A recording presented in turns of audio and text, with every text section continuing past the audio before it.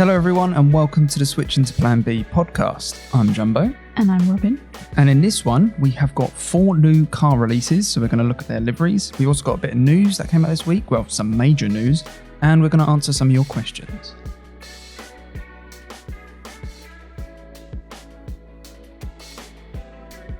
Tires are okay for Plan B. All right, so like last week, I think we should start with the cars that released at the beginning of the week and then work our way through the week. Sounds good. That will be Monday with Alpha Tauri. So what are your thoughts? It is very similar to what Alpha Tauri normally brings out. I do like it.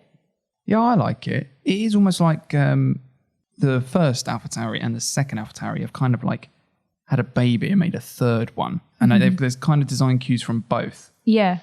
There is one thing that is really jarring me though, and that's that stupid orange X's on the flex box. I don't even know what it is, but that is really annoying. Like it just, everything else is navy and white except for those orange X's. Yeah. And obviously you've got the Italian flags everywhere, which I quite like, but obviously that's okay. But those orange X's, they're so annoying. They're literally the first thing that I look at. That's the point, I guess. But why?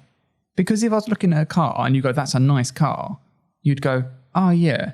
If that's all white, you would just go, oh yeah, the flex box is part of that. That's all fine. It all ties in nicely. But then just have a random colour, I just think is weird. Yeah. I can understand why it's there. And I guess they're probably their main sponsor. Yeah, I don't actually know because Alpha Tauri's plastered everywhere. It's just a brand that they're trying to promote, Red Bull, obviously. So yeah, you probably are right. That probably is their next... That's my assumption anyway. Seeing as they are bigger on the wings and then you've got them on the nose as well. Yeah, top of the nose. It just makes it look like that's what they want you to look at, and that's why the X's are orange so that you see them. Yeah. But I agree, it is a bit for like the concept of a whole car being one color, 2 colors, and then having like something disrupt that. It seems a bit silly. It's also like a fashion brand as well, so Yeah. you'd want it to look nice, and that's why I quite like the little Italian flag, little things like saying, almost like made in Milan, almost sort of thing. And then it's like, yeah, look at Flexbox. It's like, it's just like, I just don't get that at all. No. I also don't like the navy blue on the top of the nose. Like they had that on last year's car. I much preferred it on the first car where it was white. It looked much cleaner for me.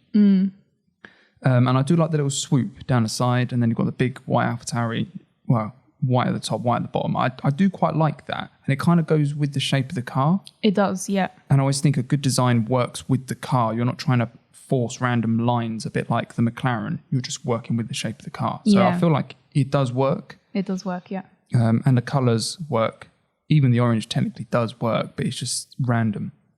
Yeah, and there's no other orange in the car. I think that's what's slightly annoying. So if they'd added in orange to Alpha Tauri design, then Flexbox X's would be justified. Yeah. Yeah, so what would you rate this? It's difficult because I kind of feel like it works, but it's very similar to what they normally do. So then you're a bit like, maybe like a 7. That's what I had in my head, a 7. A solid, like, sort of mid-top group. Like, it's not terrible. No, it's not terrible. For me, it's better than the Haas. The swoopy line on this, I think, works better. And I like the little, as I said, the Italian flags. The only thing I really don't like is the oranges X's. And if it didn't have those orange X's, it probably would be closer to an 8 for me. But yeah, I'll probably agree with you. I think I'll go 7 on that. All right. Let's move on to our second team of the week. And this is Williams. Your favourite? I do like Williams, but I don't fully get this livery. So let me explain, right? I like the diamonds or whatever the W on the back of the car, right? I think that's quite cool. I like cool. it. I like the navy blue, right? Yeah. The red, I don't fully get. No. But I don't have that much of a problem with it. But what I do have a problem is there's no white. And then we've also got the lighter blue next to the red a lot. And I feel like it kind of is a little bit not quite right. If it was white instead of that light blue, I think that works better. It would, and then if that red is then the light Williams blue, then I think that works well. Or if that's even yellow, I think that works well. I just think that the colours aren't quite Williams enough for me. And I think they said something like the red is because the team is a British team, in case no one knew. And that's where they got the red from. But I was thinking on the Union flag, or the Union Jack, whatever people call it, the next colour, that's after navy, that's like the next second most used colour is white over red. Yeah. So that sort of statement to me is a bit random. Everything else I think is actually quite nice. Like, you know, the actual shape of it, they've incorporated some of the black in there well, and all the dark blues and the light blues and all of that. I think it works as a package, even though it doesn't actually have a main sponsor as well. Yeah, that's one of the things that we were talking about. The sponsors, again, it feels a bit like Haas. It doesn't have a lot going for them. I mean, we did kind of count them and talk about it and realise that there's quite a few there. It's just that they're all quite small. So main sponsor-wise, we were thinking Duracell or Versa. But they're not big enough. But they're not in the primary logo position. No, they're not. Because you've got the Doralton, is that Ventures on it. That's where your primary sponsor would go. So it's a bit random because obviously that is the group that owns Williams now. Right. So it's like, what? I don't know, maybe slap Duracell there quite big if that's your main sponsor. I don't know. Yeah. I mean, Duracell looks good where it is. So. Yeah, I agree. But I think that would be the only comment. It would be nicer if they had more of a reason to have the red there, in my opinion. I understand they're trying to bring it back to where they come from and whatever, but I just don't feel like the story is good enough, as you said, because there's no white. But then if you got rid of that Williams lighter blue and made that white, that actually works. Yeah. That works really well, and that actually does look like a British flag. Exactly. There, so, and then you would understand the story of this comes from the British flag, and you go, okay, I get it. Now, the red, it might just be the renders, but the red doesn't even look proper red. It looks more towards pinky side. It's difficult because there aren't any like proper pictures, and the pictures that we did get on track at Silverstone, they're really wet. So it's not like a properly lit situation. Yeah. So it's difficult to actually say. I think this is one that might look better actually on track once we actually get it in a sunny place on a weekend where it's whizzing around at 200 miles an hour. I think this will look better then. A massive improvement over last year's car. I struggled to get along with that one. Yeah. I didn't mind it as much last year, but it was just seeing the two of them next to each other. You just realise how much better this one is. Yeah. And I think this works well with the shape. I mean, I assume that it's a W at the back, or like the diamond sort of shape. I assume that's kind of what they're going for. It's a W, and I actually quite like that in there. I think that is quite nice, and it's so against the shape of the car that it actually works. Because normally you go, oh yeah, you want to follow the shape of the car, but because it's so against it, it actually is. It's like a contrast, so it actually works with the car, I think. Yeah. Is there anything else you wanted to say about this one, or should we go straight into ratings? Let's go straight into ratings. Where would you put this on your list at the moment? Well, I'd put it quite high, actually. You're going high? Yeah, because looking at it, it looks nice. Even though I'm saying about the white would look nicer instead of the light blue highlights, the way it is does look nice. So I'm going to put it on par with Aston. Going with 8? Yes, 8. Oh, I can't go that high. I think this was my favourite so far. You think it's your favourite? Yeah. I still really like that Aston, even though the hierarchy on the logos and sponsors is wrong. I like this. It's very clean, but for me, it just, I don't know, the colours aren't quite right for me to put it on level with the Aston, I think. I'm going to have to put it as a 7 as well. I think we might have to adjust these ratings when all the cars are out because... well, that's why last week, I was thinking...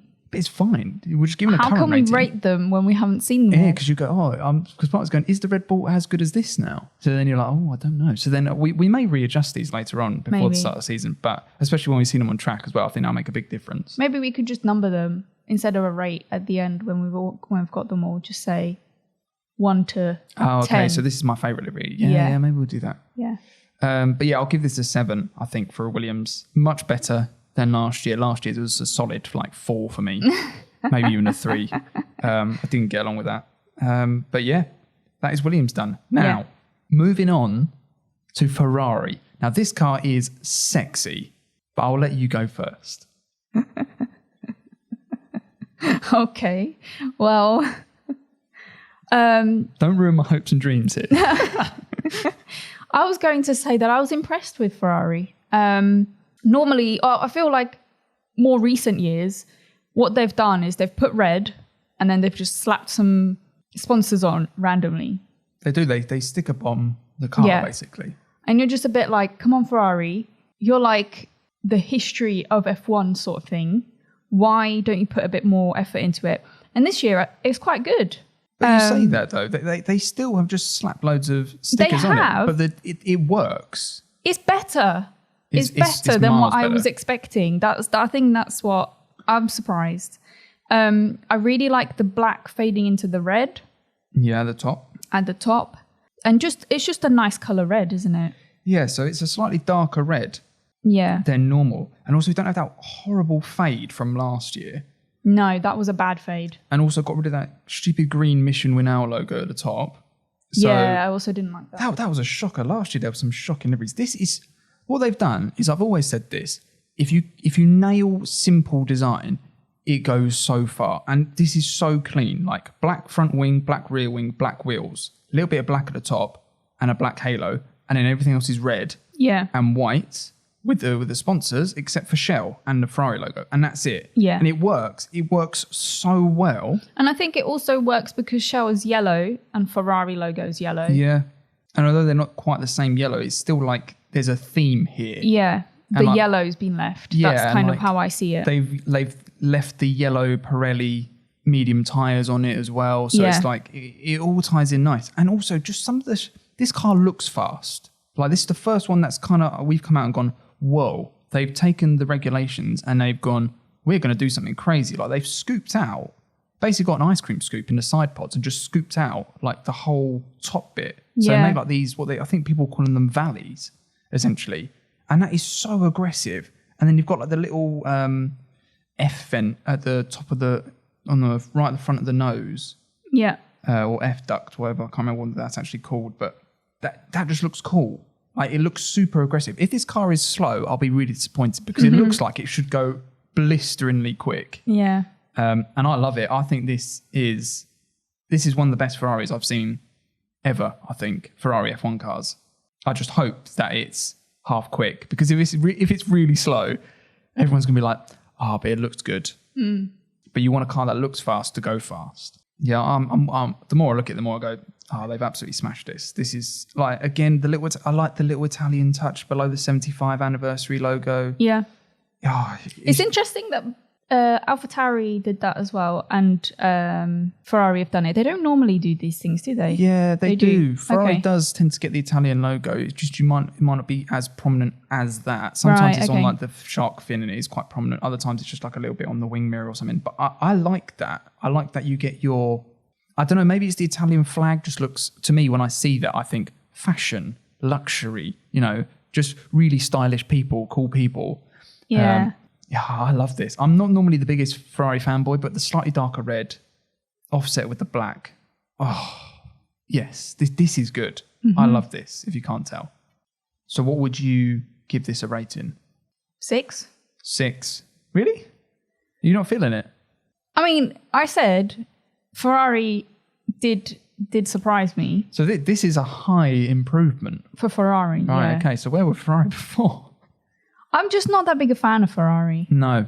I like them more now because Carlos is there. Yeah, and I like the drivers and I like where they're going. This is the first time for me since following F1 because I wasn't that big a Schumacher Ferrari fan. I didn't buy into the hype because I thought it was a little bit boring. A bit like Lewis with Mercedes is now. I can understand the younger generation would find that annoying for Lewis now. That's what I was like growing up. Right, okay. So I was like, I'm not really that big. It's so easy to be a Ferrari fan. But this is the first time, I think, that I've looked at Ferrari and gone, whoa, I like the drivers. I like where they're going. The car looks cool. I kind of want Ferrari to do well and also just the heritage behind it. But for me, this is an easy 9. It's not a 10 out of 10, but this is an easy 9. Like, this is the best thing I've seen by Ferrari for a long time. I love this. I do not believe that makes better than Williams. Like, Williams' car is so good this year. It's an improvement on last year. We're allowed our differences. For me, I don't know, something about this. I look at it and go, yes, everything's right. The only thing I don't like, and the reason why I can't give it a 10, is the hierarchy of the logos isn't quite right, as I said. And also they put a weird Snapdragon logo on the wheel covers as well, which just looks a bit strange. I don't know if it needed to be there. But other than that, this is gorgeous. Absolutely gorgeous. Oh, all right. So after I've calmed down from the Ferrari, we'll go to the final release of this week, Mercedes. Mercedes. The big thing, the colour change. We're back to silver, everyone. They are now silver arrows again. Yes. What do you feel about it? The silver or the car in general? Both. I like the silver. I don't like the car. Right. That's very easy. Yeah. Next. I'm glad to see the silver back. I think it is much more Mercedes. I liked the black and I liked the message behind it. Yeah. And I think it's good. But there is something about seeing a Mercedes back in silver that I'm like, this is cool. But I also really don't like it at the same time. I'm the same thing as you. I think the actual design of the car is cool. I think it's quite nice. It's very slim, very petite design. Yeah. I like the swoop. It works well. The Petronas. The colour, that little minty colour swoop. Yeah. So the Petronas sort of swoop. Okay, yeah. But not the logo itself. The logo itself looks a bit wrong. But I think from that's this angle, just anyway. so synonymous with Mercedes at this point because they've been there from the beginning, from when Mercedes came back in 2011, I think, 2010, 2011, 2010, I think. But again, the problem for me is that the silver works.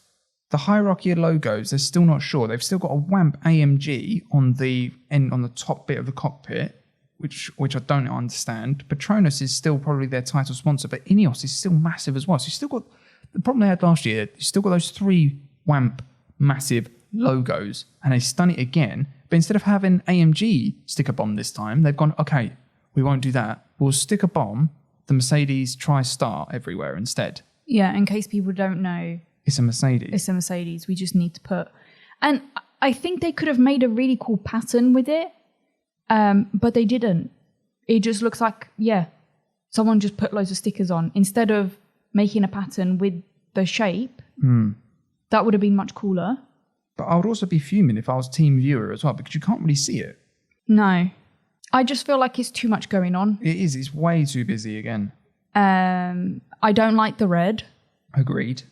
I don't feel it needs to be red or blue, not both. They don't really complement each other. No, they don't, and that's what I was going to say. I feel like when I look at this, it feels more like a Christmas edition car than an actual. This is our car from the whole year sort of thing. It's just missing some fairy lights. Yeah. And I think if you get rid of the red, it's a much better livery. If you make that black at the top with Ineos, that looks so much better. Yeah, so much better. And also on the rear wing, they've mixed the 2 colours again. So red on the back of the wing for Ineos, and then the sort of greeny colour on the front. Minty teal colour for Petronas on the front. It's just, I don't know. The colours don't go. Someone needs to say, look, you can't have these 2 colours together. They should know. They have a design team, don't they? Yeah, but it's the contract. It's got to be the contracts involved again. Yeah. They just keep making ugly cars because they go, no, we want our colour here. And it's like, but your colour looks stupid. But there's some things that they could have made better. Like, for example, they're not being paid by a company to put loads of Mercedes stickers everywhere. Or a WAMP AMG. No. It doesn't need to be there. They don't need to be there. And they've also got AMG on the wheels as well. Like, there's a lot of AMG again, just in different places. Like, they've even got the red on the wheel covers as well, just above so they've got the outline like they normally do with the rim in that Petronas greeny blue, teal, turquoise, whatever colour it is. Mint. Yeah. And then they've got the red on the wheel cover above it. It's like constantly there. Oh yeah, there. I hadn't noticed that. It's really annoying. Yeah, I don't know. Mercedes, man. I don't know. I'm not feeling they did better than McLaren. Yeah, that's not difficult though. It's not difficult. Where would you rate this? What did I give McLaren? A 4? Yeah, I would put it as like a 5. I think it's a 5. Yeah. I'll probably go. Yeah, this is lower than Haas, I think. I think this is a 5. Yeah. I think this is, again, just too much going on. All right, so moving on to news. We had some big news this week, Robin. We did. Michael Masi has gone. So we now have 2 race directors that are rotating as far as I can work out. Right. But they have Herbie Blash who is, I think I've got his surname right there. Anyway, we'll call him Herbie. He worked with Charlie Whiting, who was the former race director before Masi took over. And he knows what he's doing. So he's basically going to be there to consult people, to help people make sure they make the right decision. Almost a bit like, as far as I can work out, they're kind of introducing like a VAR sort of type of system that they have in football or soccer, whatever you call it around the world, where they just double check everything. So I think that's quite a good role. Also, I'm not sure about rotating the race director. I feel like that might get a little bit of inconsistencies, a little bit what we've said before about with the stewards being different each race. It's like it's difficult to keep a consistent thing. So I feel like that's a little bit annoying that they've done that. But hopefully, maybe they're not sure who they wanted to be race director.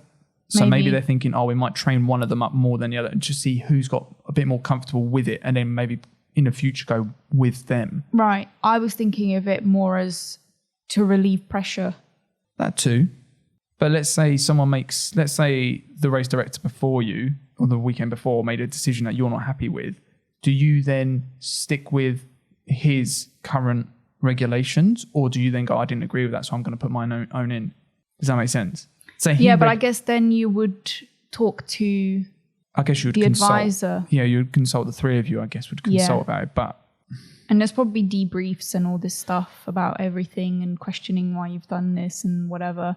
It's a lot that we don't see, I think. It's quite boring side of the... But it's an important side. I know it's important and we expect it to work. And that's the main thing, isn't it? And it's got to be consistent. And I think that's the only concern I really have about it. Obviously, I'm excited for the new season. You are going to be with new regulations, all of that. But this is something that they have to get right. They can't afford to get this wrong because it was so bad. Abu Dhabi, we said it so many times, it was really bad that you can't have that happening again. And also the other thing that was really bad last season was Spa, where they did apparently 2 laps under the safety car and deemed it a race and offered half points. I do have some quotes from the new rules that I will read out. No points will be awarded unless a minimum of 2 laps have been completed by the leader without a safety car or virtual safety car intervention. Should the leader have completed more than 2 laps but less than 25% of the scheduled race distance, the top 5 finishers will be awarded the points as followed. First will receive 6, second will receive 4, third will receive 3, 4 will receive 2, and 5 will receive 1. If the leader then has completed 25% but less than 50%, they will receive first will receive 13 points, second 10, third 8, fourth 6, fifth 5 points, sixth 4, 7 3, 8 2, 9 1. And then if they complete less than 75%, it's 19 for the leader, 14, 12 points, 9, 8, 6, 5, 3, 2, and then 1 for 10. Mm-hmm. So they've obviously looked at it and gone, that's wrong. And they've also changed that, which I'm very happy about as well, because if the Abu Dhabi thing didn't happen or the whole season, there was just mad things, that Spa thing would have been the worst thing that happened last year. Yeah. What I feel, though, is that regulation is based more on the drivers and their points. But I feel like it should have been more about the audience. Like, we didn't go, so we weren't that upset about it. But can you imagine having gone there and stand there for that amount of time to then not have a race? Yeah, that was kind of... I kind of feel like they should say, if they haven't been able to complete more than 25% of the race, we have to give back the money that people have to pay for it, or we give back 50%. Yeah, there should be a certain amount that they give back. Because it's ridiculous to say a two lap race is a race. It's not a race. No. But whether there is a safety car or not, I don't care if the top 5 people get points. The point is that you're spending money to go and see an event that didn't happen. They haven't mentioned anything about it, so I don't actually know. But yeah, I'm assuming that that's not something that they're looking into, probably because not. They're trying to make as much money as possible, but they already make so much money that you're just thinking, why are you trying to mug the fans here a little bit, yeah. Because if anything, then you're gonna get people stop coming to it. Yeah, this is true. And I think half the reason why they can't necessarily come out and say that is that it's going to be different for every single track venue, because they're the ones that actually pay the fee. Yeah. So it's like, it depends under certain circumstances. But I like to think that there was a lot of uproar about the fans paying for Belgium last year. And I like to think that they would get some sort of free entry this year. Yeah. Or something. They've got to give them something, I think, because it just seemed a bit off. Yeah. And speaking of making more money, Circuit of the Americas in Austin has extended their contract to 2026. So that means we've got another at least 5 years, 5 more races there, because I think there was a little bit of a threat that with Miami being there, and I think there was talk of possibly going back to Indy or going to another American track that COTA maybe pulled. But yeah, we're there till 2026 at least. But they are tying down a lot of these contracts in the off season, like massive contracts as well. Yeah. So they are cashing in a lot of money, F1. I don't think they're cashing in just yet, but they are securing a lot of money. But it's nice to see that there's going to be races, as we talked about, that are going to be outside of Europe, and that they make sure that they stay. But I do feel like it will get to a point where so many tracks are now confirmed that then it will just be the same tracks every year. Yeah. Yeah. When we did that calendar podcast, that's one of the things we're saying is that there's no real flexibility in it. As in, it's very difficult to go to these new tracks or like do a rotation of the calendars. And, you know, I didn't think they were going to do anything like that, but it's just a bit like, it makes it even more difficult to go to somewhere like Africa because you're contractually obliged to go to these countries now for a long period of time. Exactly. And then you've got countries that don't have as much money, that means that they're not going to be on there. Yeah. We also had some news from Alpine this week that Otmar Safner has now become team principal, I believe. They've gone back to more of like instead of having like 3 people running different departments, they've gone back to just having one person overlooking the whole team. And I think there was rumours at the end of last season that he was going to take up that position. I thought so. I even thought it was confirmed. So when you told me, I thought that's not even news. But no, it's been confirmed today. I think it was like probably one of the worst kept secrets. Right. Yeah, that's probably it. Yeah, and they're trying to get Alpine back into the higher end of at least midfield, maybe even challenge for podiums and wins. I think that's the ultimate goal. But I mean, they could do. I mean, especially with their drivers. I think their driver lineup's actually not too bad at all. Yeah. And then finally, my last bit of news this week is that Alex Albon's helmet is covered in Red Bull still. Yeah. And I just think it looks really weird as a Williams driver to see loads of Red Bull still everywhere. And I know he's contracted to Red Bull still, but it just looks a bit weird. Like there's no Red Bull anywhere else. It's just all over his helmet. And I just think I don't know, it was actually quite a nice helmet design, but it just seemed a little bit strange to me to have a competitor's logos in your race car. Yeah, I don't know how I feel about that. No, it's just... Red Bull would have another team's logos on someone's helmet that is driving their car. So no, and also how strict. I still can't believe how strict they are. I've heard this before. That has to be like 60 or 40% of the helmet design has to be Red Bull. Right. But like to think that you're racing in other teams and it's still Red Bull. And it's like, I know at F2 they have Carlin and all these other teams. If a Red Bull driver comes in, they basically plaster the whole Red Bull livery over it. So I can understand that. But this is F1. This is like a different level. So I just think it was a bit strange. As I say, the helmet design's actually nice, but it's just strange. Just seemed a bit wrong to me, but that's just me, I think. We did have some questions from you guys, so we'll go through some of them now. Well, 3 of you guys had basically the same question, which is, what do we think, who will win? What do our predictions for 2022, which we probably will do a podcast all about just before the season starts. Yeah. Once we have a bit more knowledge and information about how testing went and all the cars have been revealed and stuff like that. So we probably will do that later. So we won't be answering those questions today. But we did have another question from Connor Williams who said, will the first race in Miami be good? It's difficult to say because we've not been there. We know it's a street circuit, which generally aren't that great. But then you've got Baku, who I think is quite a good. It's definitely not Baku though.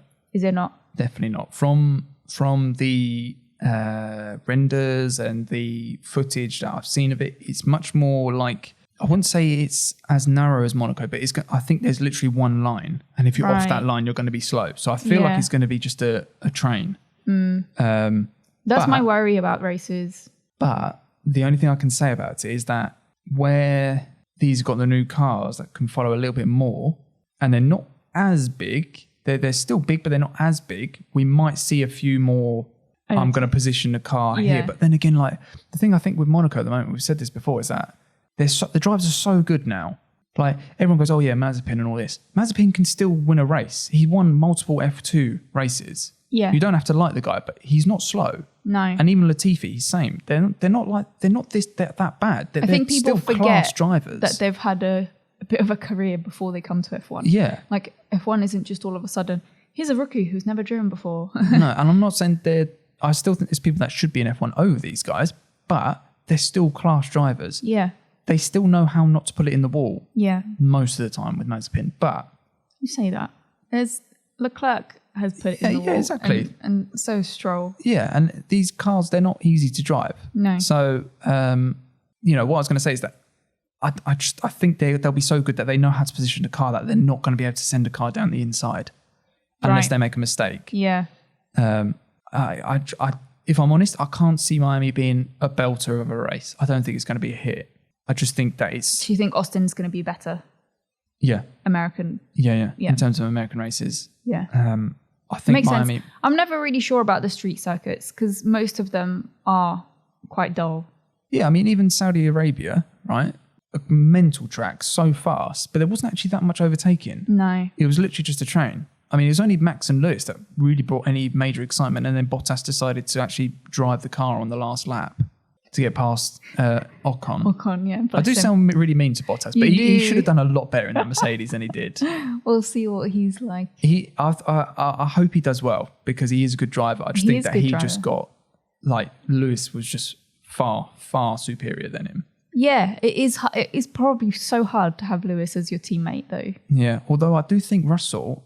I think Russell could really push Hamilton all the way. Yeah. Just based on what he did to Bottas in that one race. Bottas was sweating. Yeah. It's only because they decided to put Bottas's tyres on Russell's car. And then Russell got a puncture as well. Yeah. It's not a good race. Yeah. Anyway, going back to Miami, I don't think it's going to be great. I think it's difficult to say, but if I had to put money on it, if you're really twisting my arm to put money on it, I would say it's going to be similar to Monaco. It's just going to be a bit of a... Yeah, I think qualifying could be interesting. Yeah. Because as we saw with like Jeddah in Saudi Arabia, Max's lap, that would have been amazing. So yeah, that would be such a good lap. So I think quality will be good. The race, meh. Yeah. And I think if you expect it to be just mediocre, and if it is good, then you'll be like, pleasantly surprised. Yeah, what a result. Yeah, I always think that. Set expectations low. If you do better than that, result. Yeah. All right, so that's going to wrap up this podcast. I hope you enjoyed it. Let us know in the comments which is your favourite car that's been released this week, along with any questions you might have for us that we'll answer in the next podcast. You can listen to us on Apple Podcast or any other streaming service. All right, so take care, everyone, and we'll see you in the next episode. See ya. Tires are okay for Plan B.